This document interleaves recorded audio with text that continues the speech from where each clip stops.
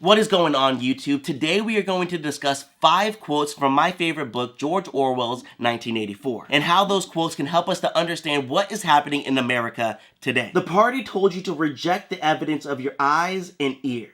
It was their final, most essential command. This quote alone can be used to talk about almost every situation that has happened in the last 10 years. But specifically, we're going to talk about 3. The first one is the election of 2020, then we have January 6th, and then Elon Musk's infamous salute. Over the last 4 years, despite court case after court case proving otherwise, Trump and his allies have tried to convince the American people that the 2020 election was a fraud, that it was somehow stolen from Trump. And even though all evidence says that this is a complete lie, the MAGA supporters believe it. January 6th has been very well documented to show that it was a violent attempt at an insurrection, with images like this, and this, and this, and this, and this, and yet 4 years later they are trying to convince you that it was a peaceful protest, and millions believe it. And then we have this salute, which, just by looking at it, you can tell is only one thing. And yet they will call it anything but what it is, a Nazi salute. Because the party told you to reject the evidence of your eyes and ears. The past was alterable. The past never had been altered.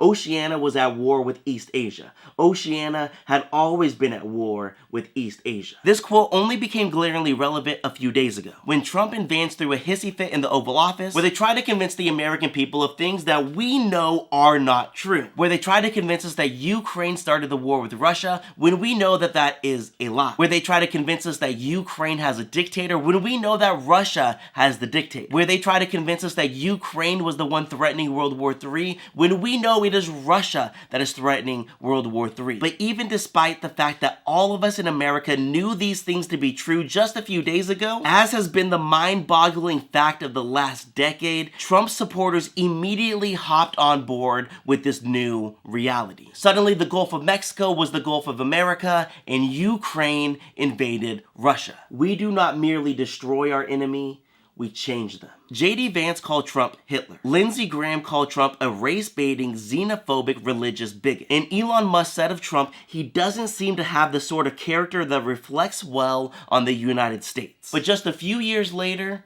J.D. Vance is Trump's vice president, Lindsey Graham is a loyalist to Trump, and Elon Musk is Trump's unofficial, unelected co-president. None of them were destroyed in power nor in stature, but rather they were remade in an image that is more beneficial to the party. Because if the party wants to fully consolidate power, they cannot just crush their enemies. They need to break them, remake them, and make them love Big Brother.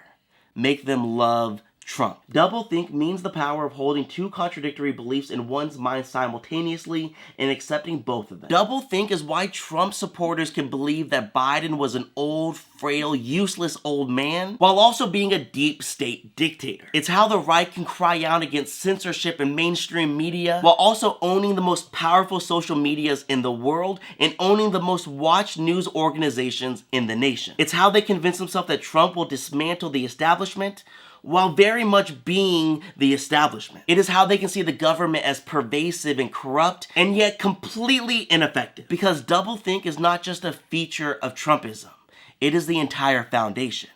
Without it, this MAGA movement cannot exist. It would simply combust. And lastly, the choice for mankind lies between freedom and happiness. And for the bulk of mankind, happiness is better. This is why Trump supporters will constantly cheer on their own loss of rights, just as long as they are told they are winning. Maybe they lost their healthcare. Maybe they lost their job. Maybe they lost their social security. But hey, at least the people you hate also lost. Yeah, some billionaires dodged taxes, some books got banned, some journalists got silenced, but you guys are still somehow the winners. Because it feels much better to be told that you won than to be told that you are being taken advantage of. To be told that you need to completely change the way you view the world. To be told that you need to get up and fight. Because it's easier to embrace comforting lies than to actually fight for freedom. Now, while these were only 5 lines from this monumental book, every line within it will help you to better understand what is happening in the world today. Because at the end of the day, that is why we read, to understand time, the past, the present, and the future.